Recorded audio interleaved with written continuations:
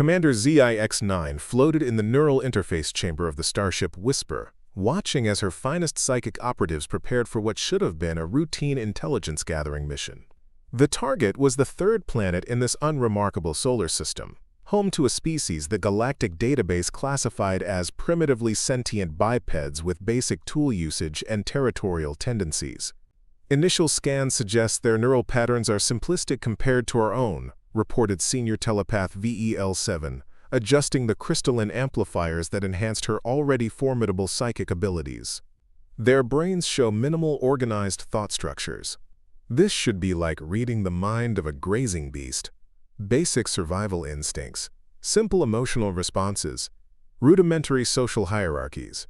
The Zephyrian Empire had been expanding across the galaxy for millennia, and their standard conquest protocol was elegantly efficient. First, psychic reconnaissance teams would infiltrate target worlds by reading the minds of the dominant species, learning their weaknesses, their military capabilities, their social structures.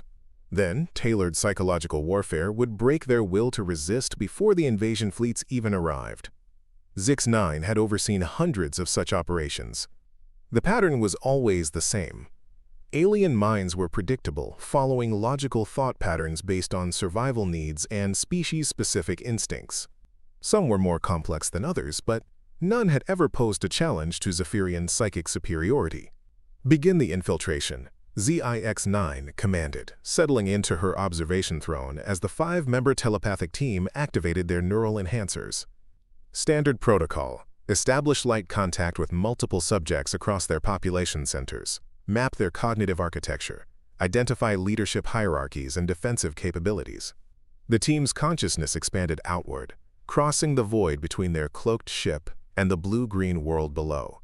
ZIX-9 monitored their progress through the neural link, watching as her operatives made contact with the first human minds. The screaming started 37 seconds later.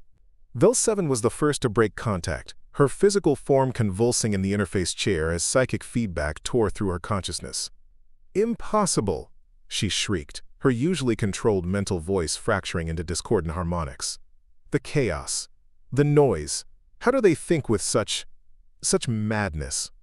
Junior telepath QAR-3 lasted 42 seconds before his mind recoiled in horror. "Commander, these beings, they think in contradictions. I touched a mind that was simultaneously experiencing love and hatred for the same entity, planning for the future while regretting the past, creating meaning while accepting meaninglessness. The paradoxes they're incomprehensible." ZIX-9 felt her first tremor of concern as she watched her team struggle to maintain contact with human consciousness. In her experience, primitive minds were simple, focused on immediate needs, linear in their thinking, easily understood and manipulated. But the readings from her operatives suggested something far more disturbing. "Maintain contact," she ordered, though doubt was creeping into her voice. "Perhaps you're experiencing interference from their crude electromagnetic technology. Push deeper, establish stable connections." Senior telepath MEX-5 managed to maintain his link for nearly 2 minutes before his sanity began to fracture. "Commander, I'm inside the mind of one of their leaders, someone they call a politician, but the cognitive dissonance is unbearable. He simultaneously believes and disbelieves his own statements, feels genuine conviction about contradictory positions, experiences authentic emotion while calculating manipulation. How is this possible?" The neural feedback from her team was beginning to affect ZIX-9 directly, and what she felt through their connections defied everything she understood about consciousness. Human minds weren't simple at all. They were impossibly complex storms of contradictory thoughts, emotions that existed in paradoxical combinations, and belief systems that somehow incorporated mutually exclusive concepts. "Break contact," ZIX-9 commanded, but it was too late for telepath RIX-12, who had been attempting to penetrate what humans called creative consciousness. His mind shattered as he encountered a human artist who was simultaneously creating and destroying, expressing hope through despair, finding beauty in ugliness, celebrating life through contemplation of death. "The creativity," RIX-12 babbled as medical drones moved to sedate his convulsing form. "They imagine things that never existed and then make them real. They create entire universes in their minds, populate them with beings that never were, feel genuine emotion for fictional entities. The boundary between reality and imagination doesn't exist for them. Zix-9 ordered immediate medical intervention for her team while she tried to process what they'd discovered. Zephyrian consciousness was logical, organized, predictable. Their thoughts followed clear patterns. Their emotions served evolutionary purposes. Their beliefs were based on observable reality. But human minds appeared to operate on completely different principles. "Commander," Vel-7 whispered from her medical pod, her voice hollow with traumatic shock. "I tried to read a human female who was caring for her offspring. The love I detected should have been simple maternal protection instinct. But it wasn't simple at all. She loved the child fiercely, while simultaneously resenting the sacrifice required, planned endlessly for its future, while fearing she was inadequate, felt pride and disappointment simultaneously about the same behaviors. The medical scanners showed that Vel-7's neural pathways had been fundamentally disrupted by exposure to human emotional complexity. Her mind, evolved for logical clarity, couldn't process the paradoxical nature of human feelings without sustaining permanent damage. "How do they function with such chaotic thought patterns?" wondered Chief Medical Officer Dex-4 as he examined the damaged telepaths. "Our minds would collapse instantly under such cognitive dissonance. Yet these humans seem to thrive in it, even use it as a source of creativity and innovation." Zix-9 retreated to her private chambers to study the preliminary data her team had gathered before their mental breakdowns. What she found challenged every assumption the Zephyrian Empire had made about consciousness, intelligence, and the nature of sentient life. Human minds weren't primitive. They were operating on principles that Zephyrian science couldn't even classify. They could hold contradictory beliefs without cognitive breakdown, experience conflicting emotions without paralysis, imagine impossible things, and then work to make them possible. Their irrationality was somehow functional, their chaos somehow productive. "Report to Central Command," she dictated to her communications officer. "Mission parameters require immediate revision. The target species presents unprecedented psychological phenomena that may constitute a threat to standard telepathic reconnaissance operations." But even as she composed her report, Zix-9 found herself haunted by glimpses of human consciousness her team had shared before their breakdown. There was something magnificent and terrible about minds that could love and hate simultaneously, create meaning from chaos, find hope in hopelessness.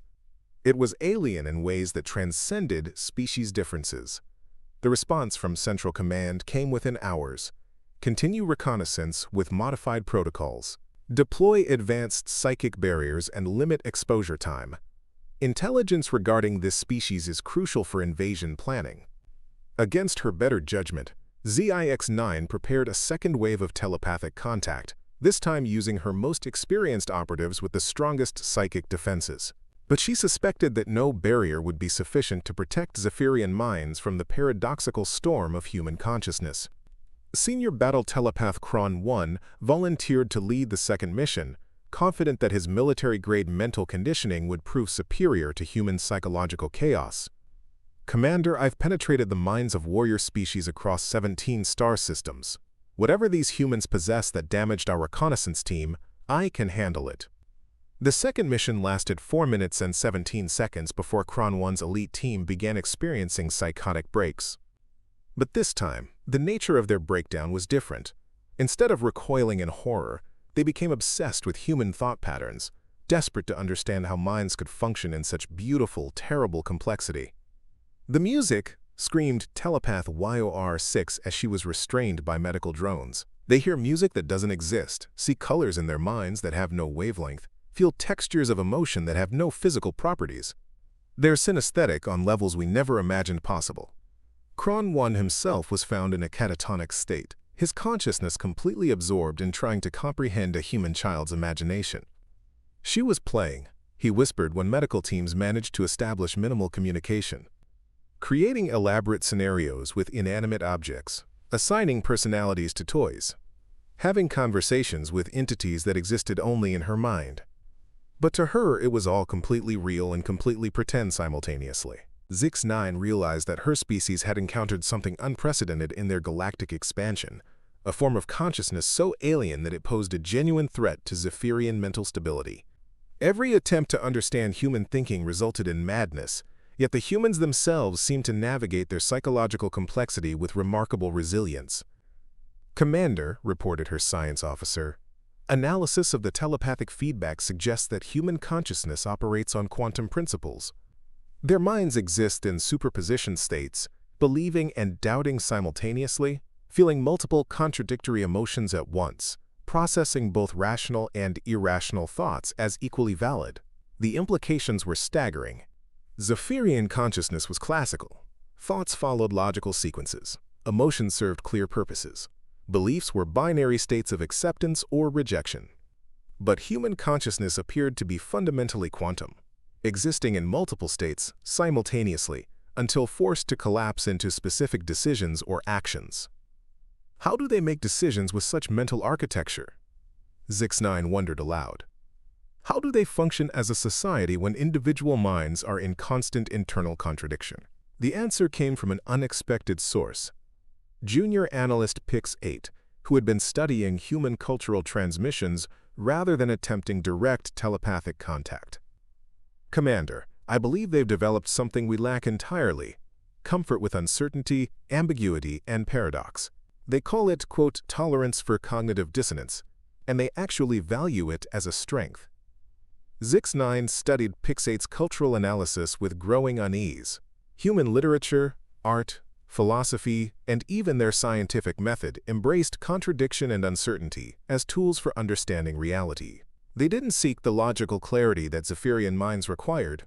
They thrived in the space between opposing ideas. The third reconnaissance mission was launched with minimal telepathic contact protocols, designed to gather information without deep mental penetration. But even surface contact with human consciousness proved dangerous to Zephyrian minds, unprepared for such radical cognitive architecture. "They dream," reported telepath ZYX11 in a voice filled with awe and terror.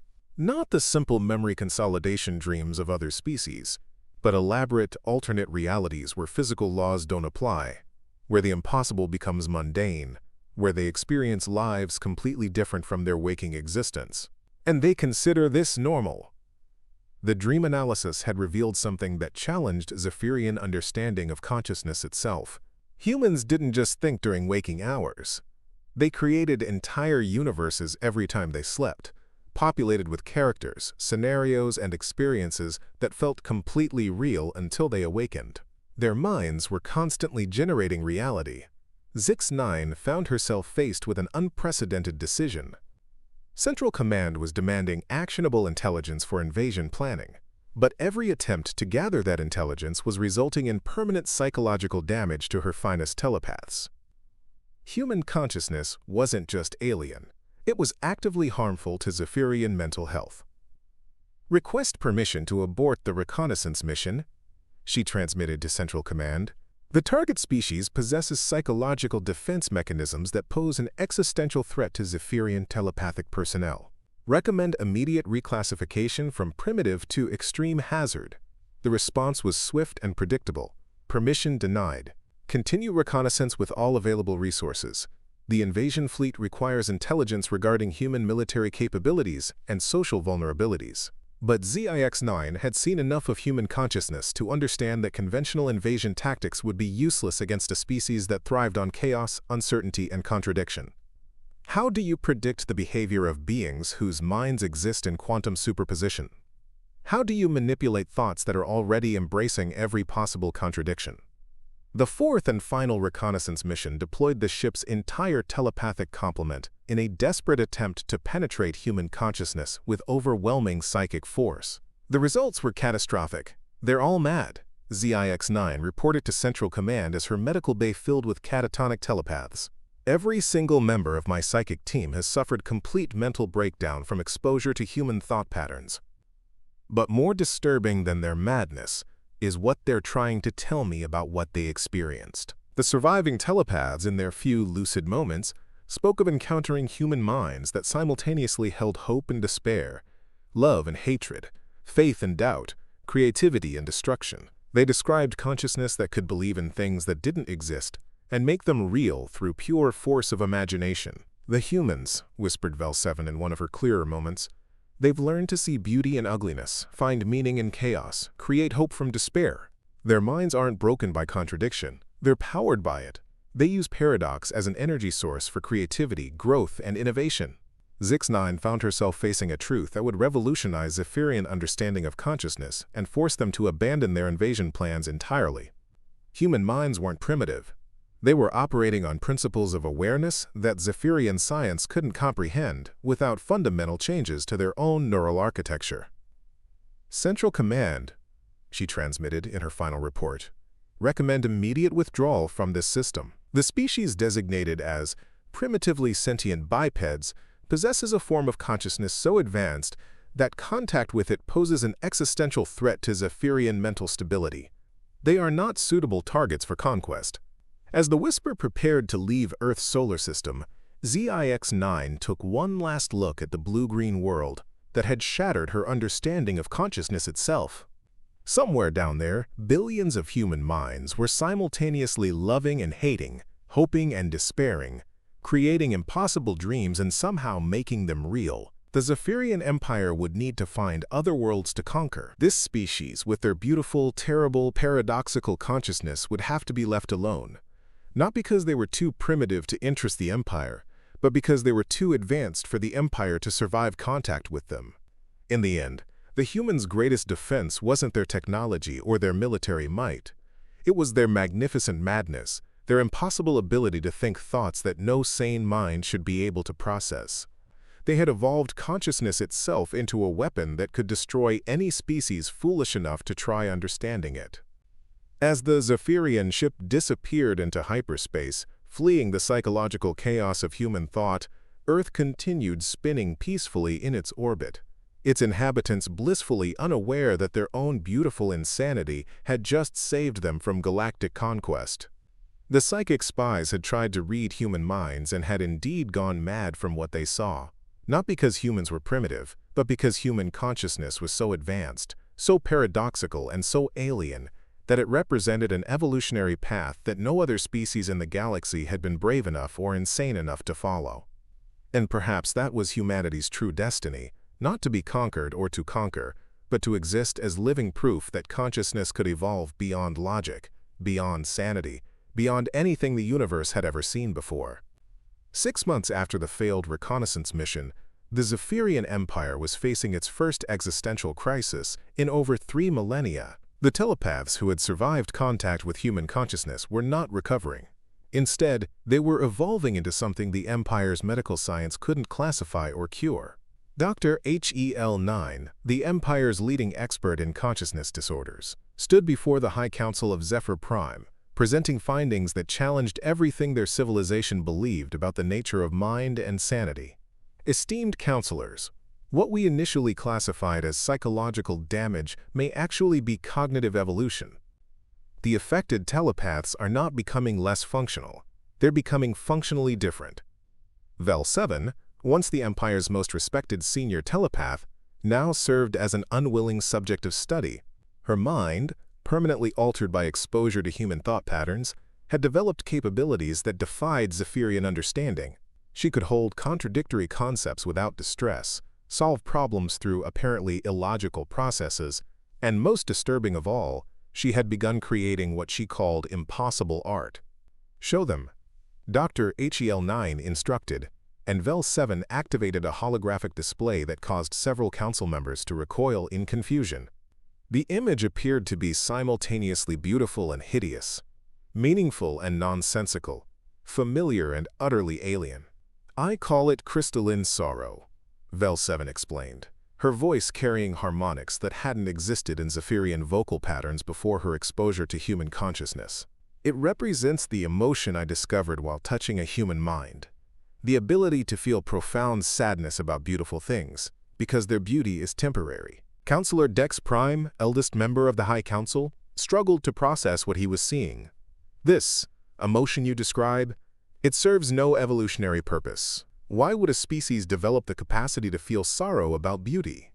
It's counterproductive to survival and reproduction." Vel-7's response contained concepts that didn't translate properly into traditional Zephyrian language. Because humans have learned that meaning isn't found in survival or reproduction alone, they create meaning through experiences that have no practical value: art, music, poetry, love, sacrifice, hope. They've discovered that consciousness can transcend its evolutionary origins. The implications were staggering. If consciousness could evolve beyond its biological imperatives, then everything the Zephyrian Empire believed about intelligence, civilization, and the nature of life itself was fundamentally incomplete. Commander ZIX-9 had been recalled to Zephyr Prime to testify before the Council about her recommendations regarding the human species. Her report had triggered the largest scientific and philosophical crisis in Zephyrian history, forcing the Empire to confront the possibility that their own consciousness might be primitive compared to what they'd discovered on Earth. "Commander," Counselor Rex Alpha inquired, "your recommendation to classify humans as an extreme hazard species has been challenged by the War Council. They argue that any species capable of damaging our telepaths so severely must be eliminated before they can develop interstellar travel and threaten our Empire directly." Zix-9 had anticipated this response, but her experiences with human consciousness had given her insights that the War Council couldn't appreciate. "Honorable Counselors, the humans don't pose a military threat in any conventional sense. Their danger lies in their form of consciousness itself. Any Zephyrian who attempts extended contact with human minds risks permanent psychological transformation." "Transformation into what?" demanded Counselor Quick-7, military advisor to the Empire's expansion forces. "Into something that can no longer function within our civilization's parameters," ZIX-9 replied. "The affected telepaths now require constant mental stimulation, seek out paradox and contradiction, create art that serves no practical purpose, and express emotions that have no survival value. They've become more like humans." The admission sent ripples of concern through the council chamber. If exposure to human consciousness could fundamentally alter Zephyrian minds, then contact with Earth represented not conquest, but contamination, a psychological plague that could spread throughout their civilization. Dr. HEL-9 presented the results of 6 months of intensive study on the affected telepaths. The neurological changes appear to be permanent and progressive. The subjects are developing new neural pathways that allow for what humans call cognitive flexibility, the ability to shift between different conceptual frameworks without experiencing the logical distress that would incapacitate normal Zephyrian minds. Junior analyst Pix-8, who had studied human culture without direct telepathic contact, had become the Empire's leading expert on human consciousness through purely observational methods. "Counselors, I believe we're witnessing evidence of a completely different evolutionary path for consciousness. While we evolved logical, efficient minds optimized for survival and expansion, humans evolved minds optimized for possibility." "Possibility?" Counselor Dex Prime asked, struggling with the concept.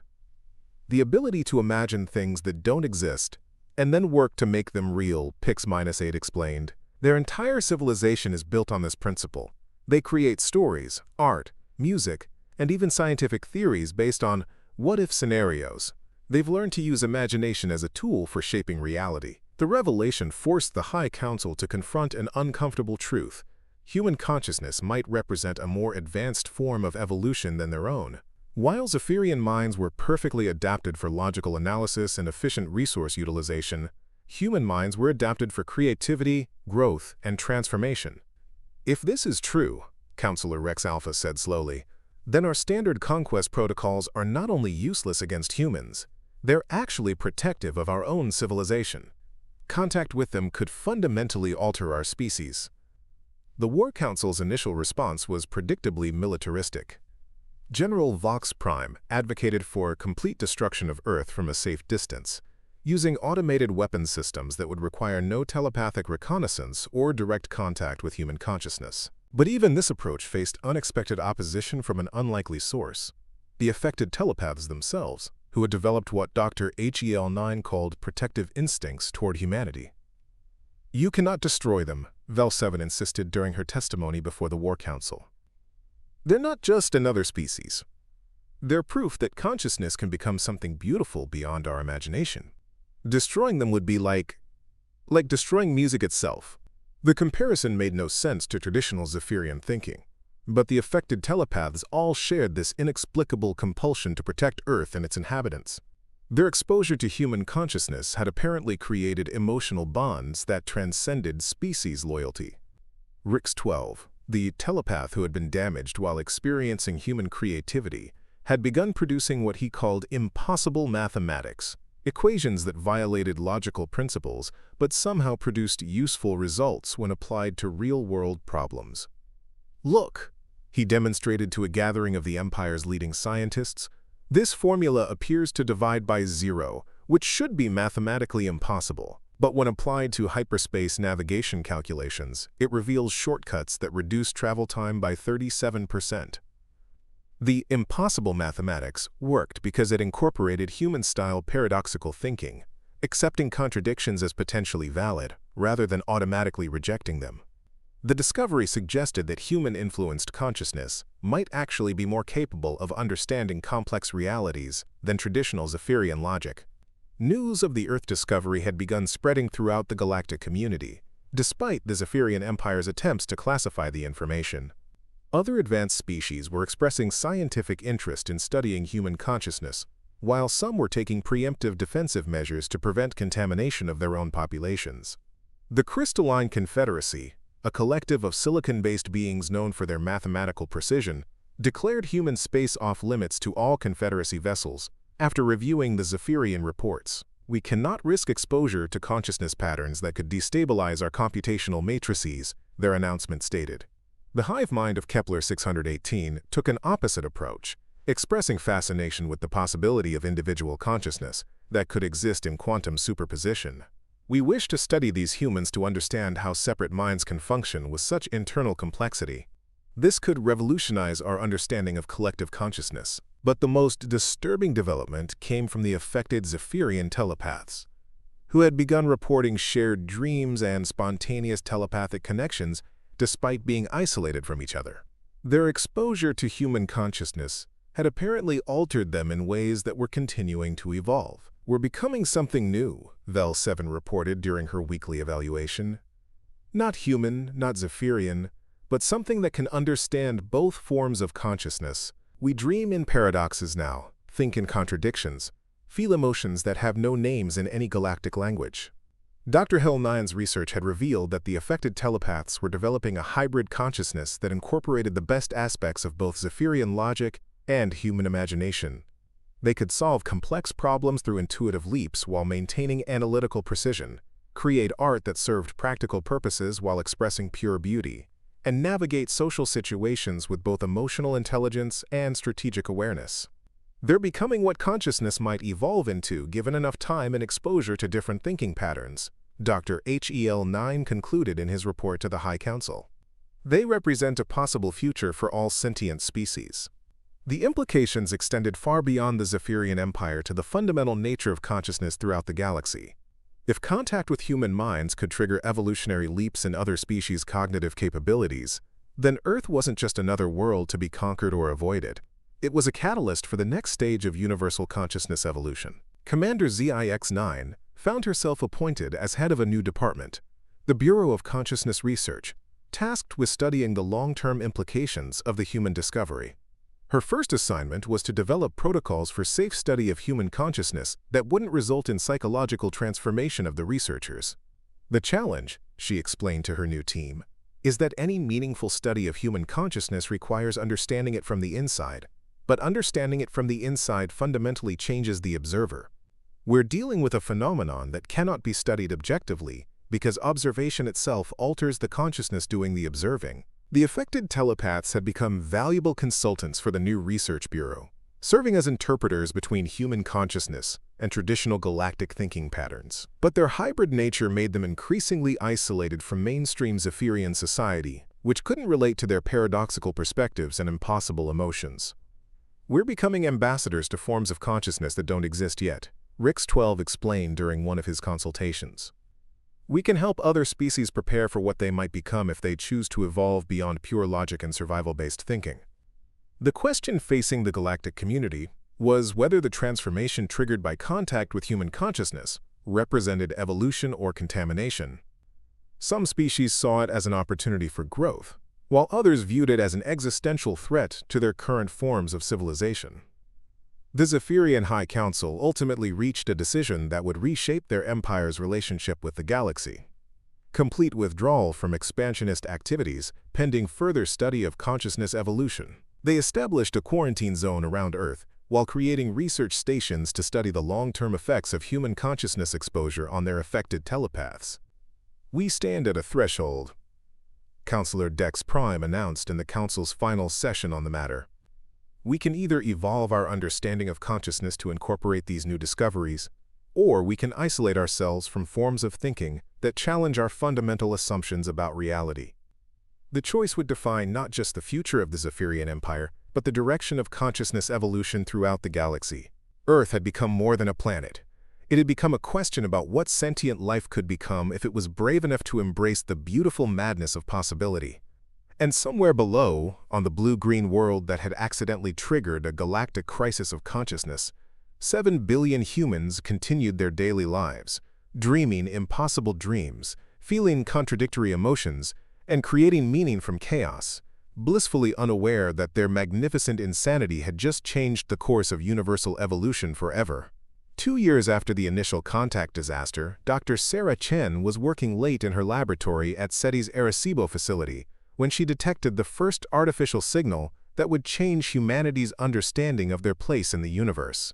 The transmission was unlike anything in their databases, a complex pattern of mathematical sequences that seemed to incorporate contradictory elements yet somehow maintained internal consistency. "Dr. Martinez, you need to see this," Sarah called to her colleague, replaying the signal that had been repeating for the past 6 hours.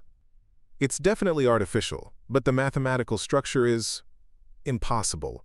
It's like someone is trying to communicate using paradoxes as a language." Dr. Carlos Martinez studied the signal analysis with growing excitement and confusion. "Sir, this is either the most sophisticated hoax in history, or we're dealing with an intelligence that thinks in ways that violate basic logic. Look at this sequence. It's simultaneously prime and composite, which should be mathematically impossible." What they didn't know was that the transmission was coming from VEL-7, the hybrid consciousness who had become the Zephyrian Empire's first successful ambassador to human-style thinking. Working from a research station positioned just outside Earth's detection range, she was attempting to establish communication using the paradoxical mathematics that RIX-12 had developed. The signal reached Earth during what would later be called the consciousness convergence, a period when several galactic species were simultaneously attempting to make contact with humanity, each driven by different motivations regarding the consciousness evolution phenomenon. Dr. Chen's discovery triggered immediate consultation with linguists, mathematicians, and theoretical physicists from around the world. The message seemed to be teaching humanity a new form of mathematics that incorporated contradiction as a fundamental principle rather than rejecting it as error. "It's like they're trying to show us how to think in ways we've never considered," observed Dr. Elizabeth Warren, a cognitive scientist who had been called in to analyze the communication patterns. "Traditional logic requires consistency, but this signal suggests that inconsistency might actually be a more advanced form of mathematical thinking." Meanwhile, aboard the research station Synthesis, VEL-7 was experiencing the first successful two-way communication between human and hybrid consciousness. Her attempts to reach Earth had inadvertently connected her mind with Dr. Chen's, creating a telepathic bridge that neither species had thought possible. "Commander ZIX-9, VEL-7 reported with excitement that contained distinctly human emotional overtones. "I have made contact with one of their scientists, but the connection is different from our standard telepathic links. Instead of reading her mind, we're thinking together, creating hybrid thoughts that belong to both of us simultaneously." The phenomenon was unprecedented in galactic history. Where previous telepathic contact had involved one mind reading another, the human hybrid connection was collaborative, two consciousness working together to create thoughts that neither could have generated alone. Dr. Chen, meanwhile, was experiencing what she could only describe as thinking in stereo. Mathematical concepts were appearing in her mind fully formed, but they carried emotional resonances and intuitive understanding that felt foreign yet natural. "Carlos, I think I'm receiving more than just signals," she told her colleague, her voice carrying a mixture of wonder and concern. "I'm getting concepts." Ways of thinking about problems that feel completely alien, but also somehow familiar.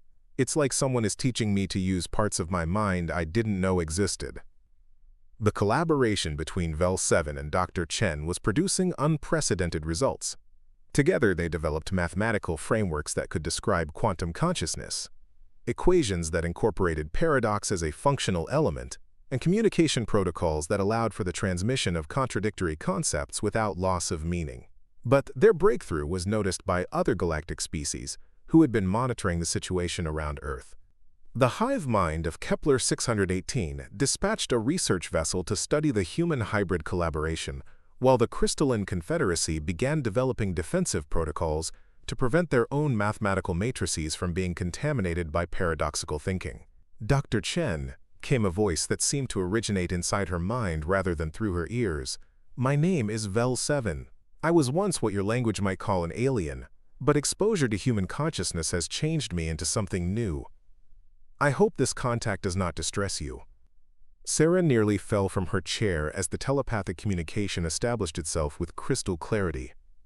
You're really an alien? And you're talking directly into my mind? This is impossible.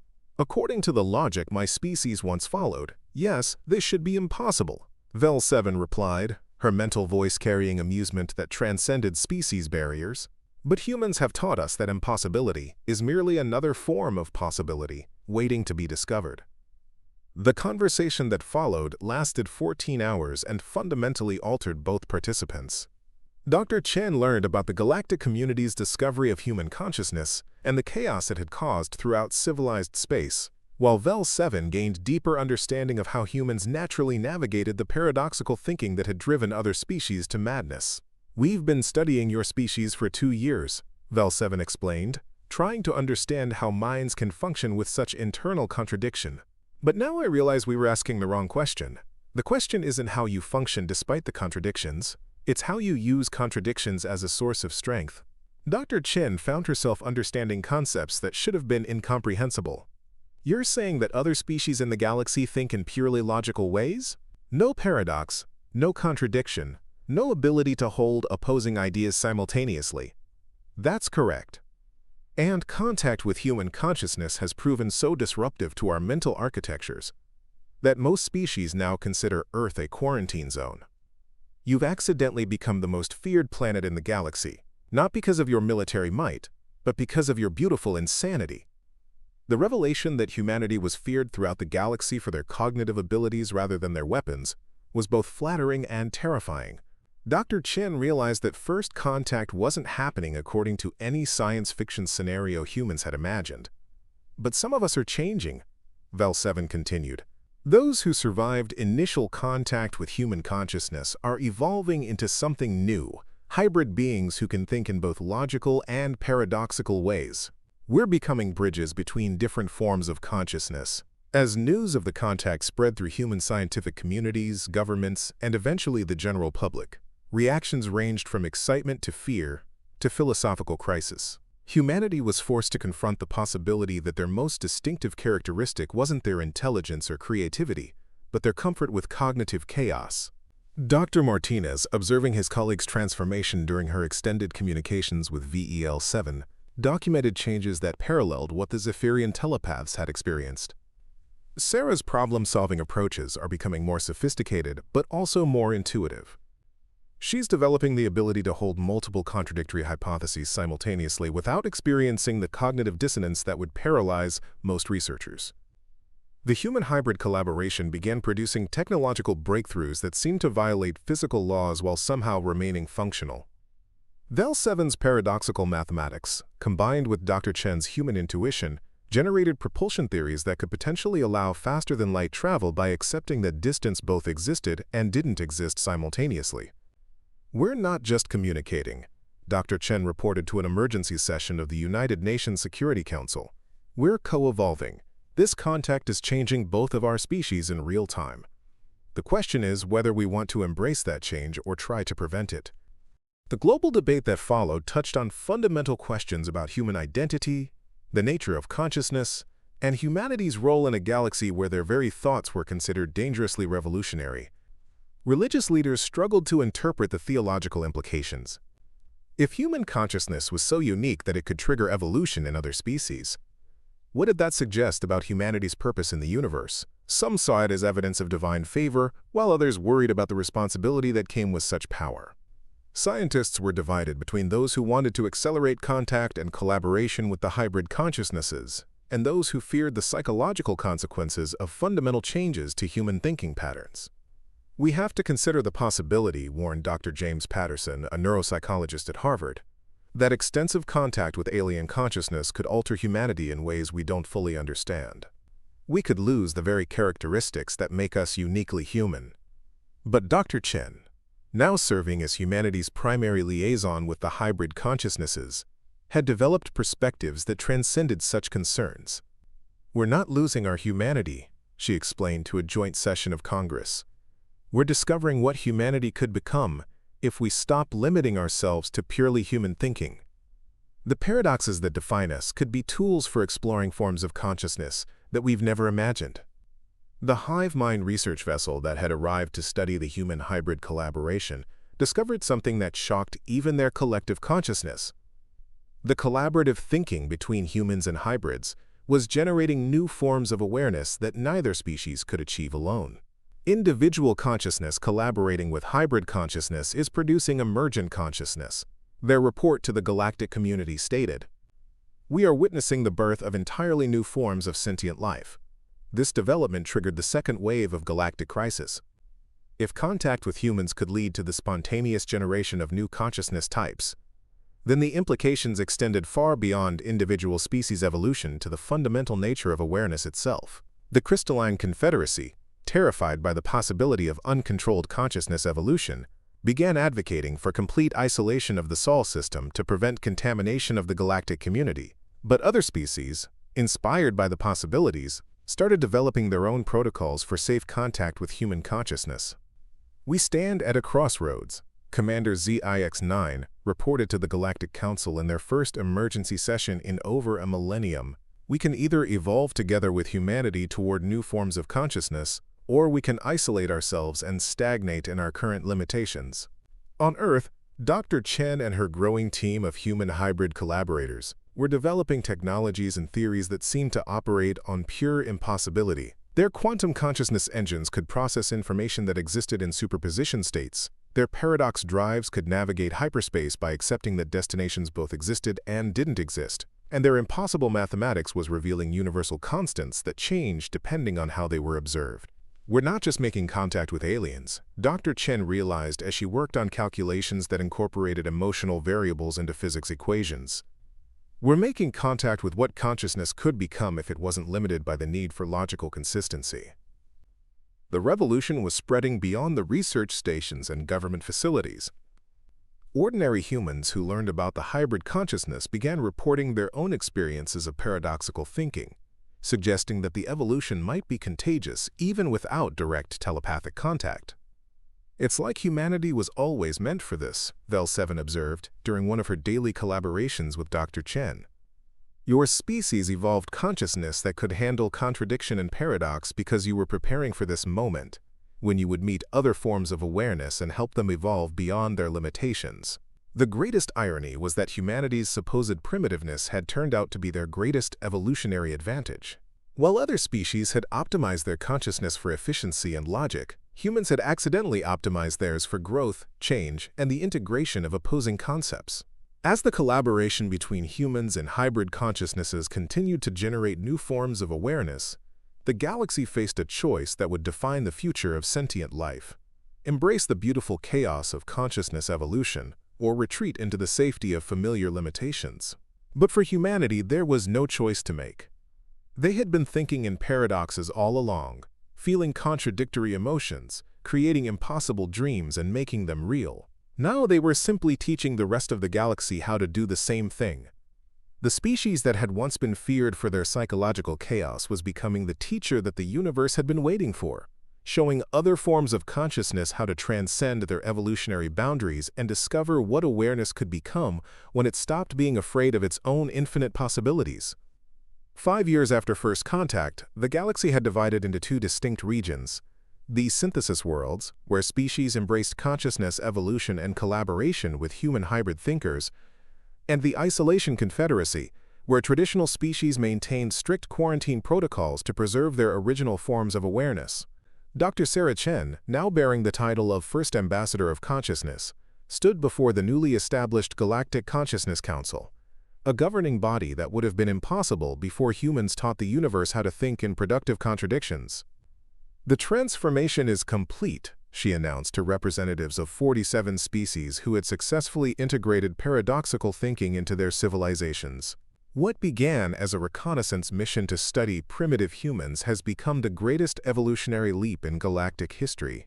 Vel 7, now recognized as the first successful hybrid consciousness, served as co-chair of the council. Her transformation from damaged Zephyrian telepath to evolutionary bridge had inspired thousands of others to risk consciousness expansion through contact with human thinking patterns. "We have learned," Vel 7 addressed the assembly, "that what we once called madness was actually wisdom. The humans were never primitive. They were the first species to evolve beyond the limitations of purely logical consciousness. Their beautiful chaos was evolution, waiting to teach the rest of us how to grow." The Isolation Confederacy continued to view the consciousness revolution as a dangerous contamination, maintaining their traditional civilizations behind carefully constructed psychic barriers. But even they couldn't ignore the technological and social advances achieved by the synthesis worlds, where impossible mathematics had unlocked faster-than-light communication, paradox engines powered entire star systems, and collaborative consciousness had solved problems that had plagued the galaxy for millennia. On Earth, humanity had embraced their role as consciousness teachers while remaining remarkably unchanged. Children still played with imaginary friends, artists still created beauty from chaos, and lovers still experienced the impossible contradiction of feeling complete while yearning for more. "The most remarkable thing," Dr. Chen observed in her final report to the human governments, "is that we didn't have to become something different to transform the galaxy. We just had to help everyone else become comfortable with the contradictions that we've always lived with." The psychic spies who had tried to read human minds and gone mad from what they saw had indeed discovered something revolutionary. Not human primitiveness, but human transcendence. They had encountered a form of consciousness so advanced that it operated beyond the boundaries of logic, sanity, and limitation. And in learning to think like humans, in embracing the beautiful madness of paradox, contradiction, and impossible dreams, the galaxy had taken its next evolutionary step toward forms of consciousness that could encompass infinite possibility. The species that had once feared human thoughts now celebrated them as the key to universal consciousness evolution. The minds that had driven alien telepaths insane had ultimately driven the entire galaxy sane enough to embrace the magnificent contradictions that made awareness truly unlimited. In the end, humanity's greatest gift to the universe wasn't their technology or their art, but their proof that consciousness could be both rational and irrational, logical and chaotic, real and impossible, all at the same time. The psychic spies had come to study primitive minds, and instead discovered the future of thought itself. Sometimes the most advanced civilizations were those brave enough to embrace their own beautiful insanity. The end.